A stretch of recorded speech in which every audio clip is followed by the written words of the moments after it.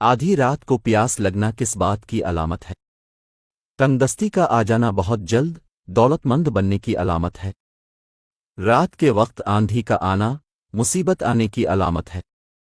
خواب میں اپنی موت دیکھنا عمر لمبی ہونے کی علامت ہے۔ بدن پر چوٹ کا آنا گناہوں کے کم ہو جانے کی نشانی ہے۔ طویل بخار کا ہو جانا اللہ کے راضی ہونے کی علامت ہے۔ سائل کا آپ کے پاس چل کر آنا اللہ کے راضی ہونے کی نشانی ہے۔ دھوکہ ملنا رب کی طرف سے سیدھا راستہ ملنے کی نشانی ہے۔ گھر میں بلیوں کا آنا کاروبار میں برکت آنے کی نشانی ہے۔ گھر میں مور کا اڑ کر آ جانا گھر میں رزق بڑھنے کی علامت ہے۔ گھر میں سفید کبوتر اڑ کر آ جانا گھر میں خوشحالی آنے کی علامت ہے۔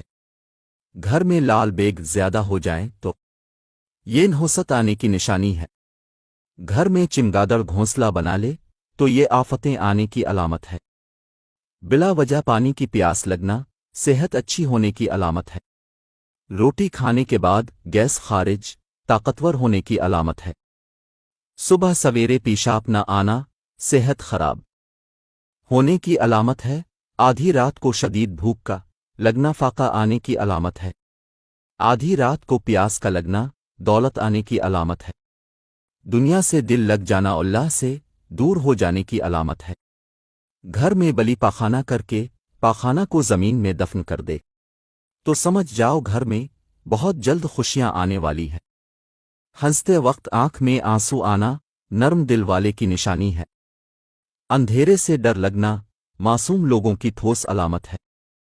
روٹی کھانے کے دوران چھینک کا آنا عمر لمبی ہونے کی نشانی ہے۔ کامیابی بازاروں میں نہیں بکتی بلکہ انسان اپنے اپنے عزم و حوصلے سے حاصل کرتا ہے۔ نئے دن کے ساتھ نئی طاقت اور نئے خیالات آتے ہیں۔ منزلیں سپاہیوں کا استقبال کرتی ہیں۔ بزدلوں کو راستے کا خوف مار دیتا ہے۔